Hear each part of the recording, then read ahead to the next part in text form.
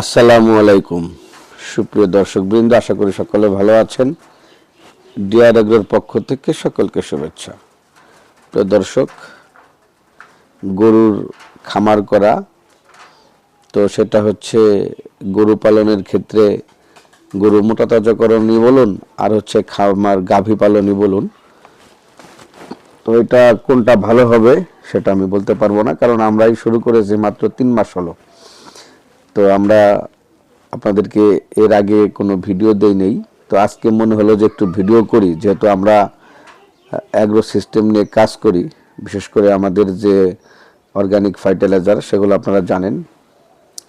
তো পাশাপাশি আমাদের একটা খামার করার চিন্তা আছে, যে দেখি গরুর খামার আমরা করতে পারি কিনা। তো যার কারণে এই 3টা গরু আমি কিনেছিলাম। তো 3 মাস হয়েছে এদের বয়স। তো আজ আমরা প্রথম ভিডিও আপনাদেরকে দিচ্ছি। তো আসলে এই 3 মাসের যে অভিজ্ঞতা, সেই অভিজ্ঞতার কথাই বলবো, যে গরু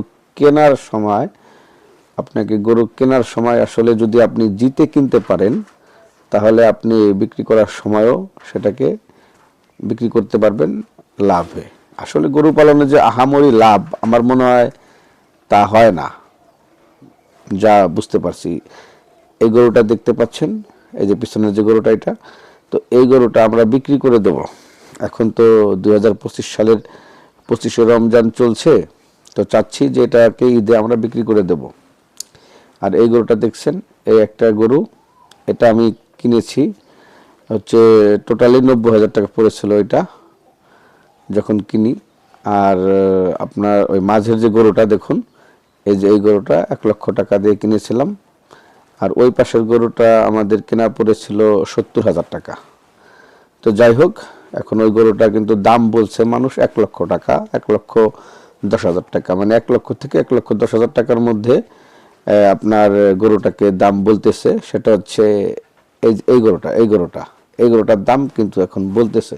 তো আমরা কিন্তু এটাকে 3 মাস থেকে 3.5 মাস কিন্তু লালন পালন করেছি।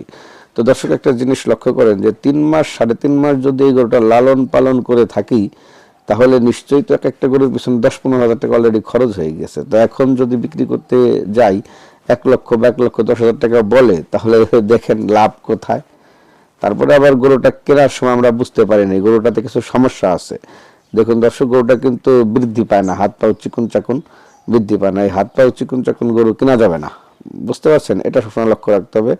এবং দেখুন, এই হচ্ছে কিছু ছোপ ছোপ দাগ আছে চামড়ার ভিতরে, কিছু গুটি গুটি দাগ আছে, দেখতে পাচ্ছেন কিনা জানি না। তো দাগ আছে, এই দেখুন দাগ আছে। তো এই কারণে গরুটা বিক্রি করে দেবো। তো আসলে দেখুন, এই যে কেনা, মানে বললাম যেটা, যে যদি কিনতে না পারি সঠিকভাবে, তাহলে কিন্তু লাভ করা যায় না। গরুটা যদি সঠিকভাবে কিনতে পারতাম, তাহলে হয়তো একটু বেশি দাম যেত এখন, কিন্তু সঠিকভাবে তো কিনতে পারি নাই। এই দেখুন দর্শক, এই দাগ দেখুন, এই হচ্ছে দাগ, দেখছেন? এই দাগগুলি কিন্তু আমি যখন কিনি তখন কিন্তু ছিল না, এবং তখন দেখা যায় নাই, কিন্তু এটাকে বর্তমান এখন এই দাগটা দেখা যাচ্ছে। তো যাই হোক, গরুটা আমরা বিক্রি করে দেব। তো এখন 1 লক্ষ বা 1,10,000 টাকার ভিতরে যদি বিক্রি করি, তাহলে চালান উঠবে কি আসল উঠবে না কি না সেটা বলতে পারি না।